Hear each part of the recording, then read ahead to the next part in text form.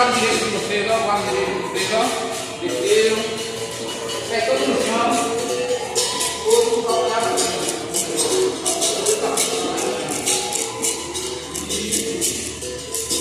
No chão.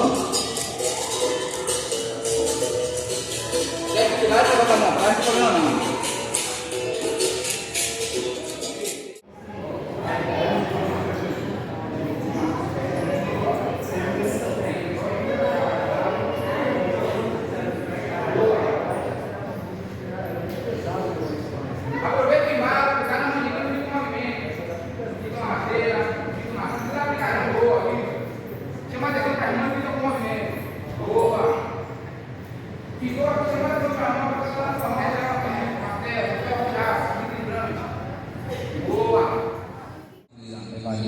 Cuidado do nosso mestre crente, há exatamente 15 anos atrás. Estamos fazendo aí 15 anos de trajetória. São 15 anos que eu considero os melhores 15 anos da minha vida. Por um momento em que eu literalmente nunca passei um tempo fora, por 15 anos direto, nunca me aproximei um pouquinho da capoeira. Tem a querida que volta, tem a galera que sempre acaba indo por outros caminhos, dar prioridade a outras coisas, é normal, faz parte da vida. Eu dentro de toda a minha responsabilidade, eu fico como mestre também, que sempre fala isso com a gente, sempre pergunta pra gente, e mantive firme, sempre pratiquei a capoeira.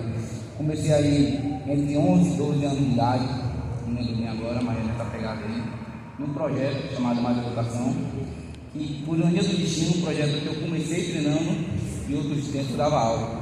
Observe como a capoeira ela tem muito disso. Você já deve ter conhecido a tutora, a monitora baiana. Você aqui contou um pouco da história dela também, com uma pessoa, uma mulher do interior, que vive de capoeira. E minha história também não é tão diferente. Eu já tive também momentos de viver da capoeira, sendo jovem, fazia umas corridas, e era justamente com a capoeira. Tinha outras atividades que eu praticava à parte, mas sempre me mantive na capoeira. Comecei meu contato com uma professora chamada professora Cleo, ela era também de capoeira regional, do mestre Petróleo, discípulo do mestre Petróleo.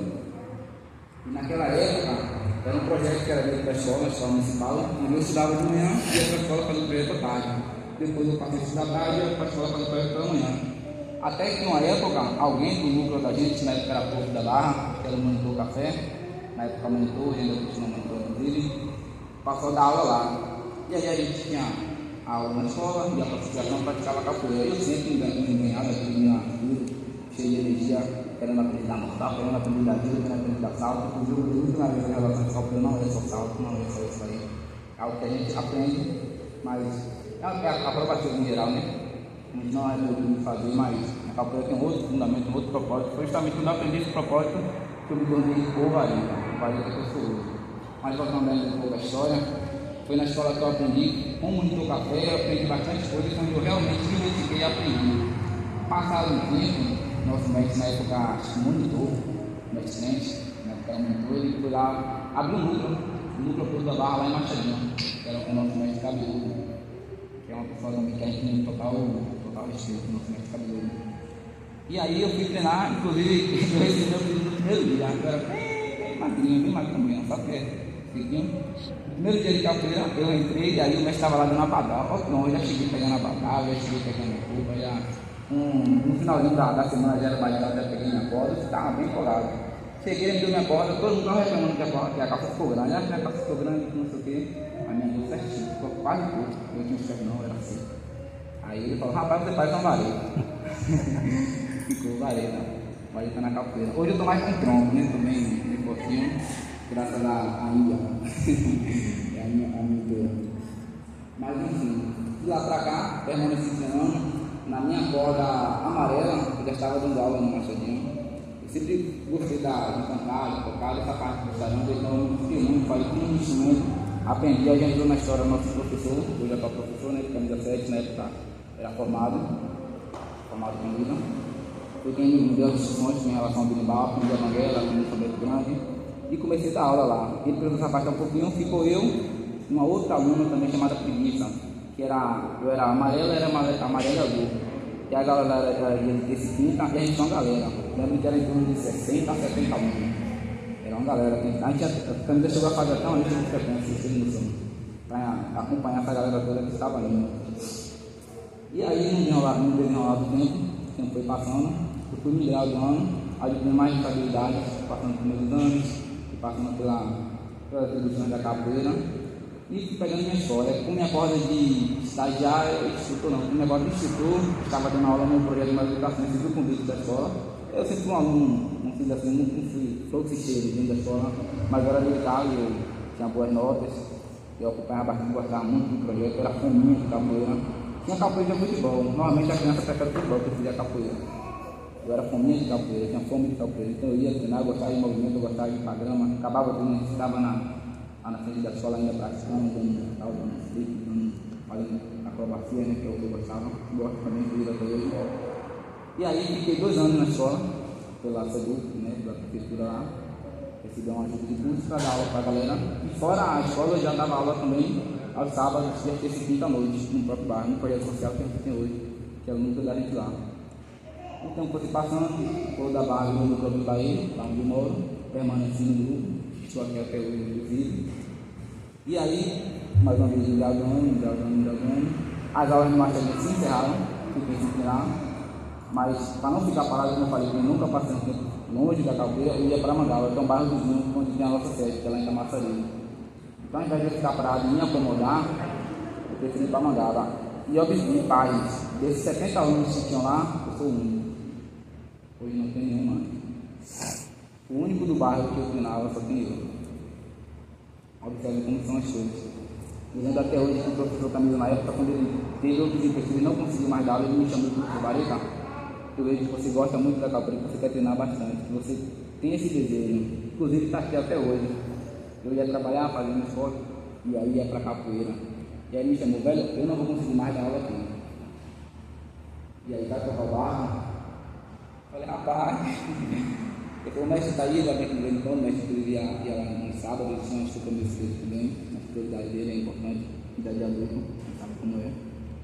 E aí eu continuei o trabalho, infelizmente se deixou levar por outros mundos, a galera se deixou, preferiram outras coisas, não teve esse amor que eu tive em relação à capoeira, e preferiram seguir caminhos diferentes, muitos caminhos errados, alguns simplesmente por conta de trabalho, se mudaram, se estragaram, outros seguiram religiões diferentes que confundem as coisas, às vezes acham que não pode. Mas enfim, eu continuei, e mais uma vez estou aqui. Com o passar do tempo, fiz minha formatura, o núcleo lá não vingou, os meses na Mangaba, continuo até hoje. Hoje eu literalmente moro na Mangaba, onde tem o núcleo, né? Me juntei lá e aí fiquei lá mesmo. Hoje segura a onda lá, na ausência do mestre, junto com o monitor, o monitor também que falar comigo lá. E estamos aí até hoje. Essa minha trajetória de capoeira é algo que eu costumo dizer que foi minha porta de entrada para muitas oportunidades. Eu era uma pessoa horrível de falar em público. Não que eu seja bom hoje, mas eu preciso esconder um pouco mais. Hoje eu estou indo para a área de segurança do trabalho e eu sei o quão é difícil você estar se dedicando a falar em público, você ministrar de ideias, você ministrar a presença. Consegui um estágio numa empresa de grande porte, que é a Baia. E uma das minhas dificuldades foi justamente falar. E eu lembro que na minha entrevista para passar, quando eu cheguei na minha empresa, o engenheiro velho falou, velho, depois que você deu a entrevista, você já tinha sido escolhido pela sua área. E na minha entrevista eu vi a capoeira. Todas as perguntas que ele fazia, Varita não. É Samuel. Me diga aí uma dificuldade que você já encontrou, me diga aí um ponto positivo, como eu sou meu contrariado, e falava. Vai para mim não existe verdade absoluta, para mim o 6 pode ser mais para outra pessoa, eu utilizava a vivência que eu tive na capoeira, perguntava sobre a responsabilidade, e a responsabilidade que eu trouxe foi a capoeira. Eu falei sobre o eu executar projetos, sobre o eu administrar eventos, sobre o eu ministrar aula, e tudo isso encantou a galera. Depois que eu cheguei lá, inclusive, teve roda de capoeira e acredito, me chamaram para isso, dentro da empresa. Não, são meus jogos. Fui lá, aprendi, chegou, foi bacana. Então, hoje a capoeira me ajudou bastante, não só como capoeirista, mas também como pessoa, na minha vida profissional, na minha vida pessoal. Aprendi bastante coisas, principalmente a ter responsabilidade. Aprendi a ter respeito, aprendi a respeitar. Hoje eu sou quem sou, agradeço muito a capoeira, muito mesmo, de verdade, porque me abriu caminho, me abriu porta, me abriu oportunidade. Até que eu estava dando aula no colégio estadual também, no projeto aqui da Marca Bahia. Ou seja, não fico parado em relação a ter uma renda, vou para a capoeira, posso ministrar aula na creche, seja na escola, além do projeto social que a gente tem lá. É basicamente isso aí. Eu agradeço muito a capoeira, por tudo que eu sei, por tudo que eu sei. Me trouxe bastante conhecimento também em relação à cultura. É algo que infelizmente na sociedade hoje é precária. Poucas pessoas entendem o propósito, entendem o que é cultura de verdade. Às vezes as pessoas confundem e acham que cultura é o fato de você sair e curtir aquelas músicas baixas, você está ali em momentos de situações de saúde, em momentos ruins. Acha que aquilo é cultura, mas a cultura de verdade é a cultura que foi deixada entre as ancestrais. Poucas pessoas conhecem a história, a literatura.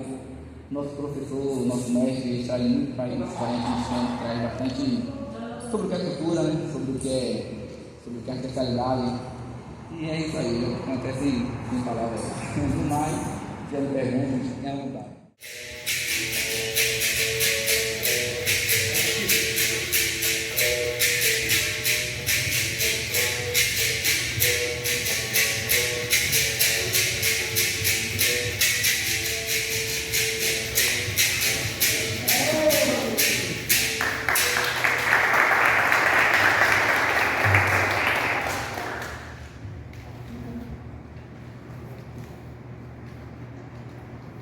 Isso é o Rafinha.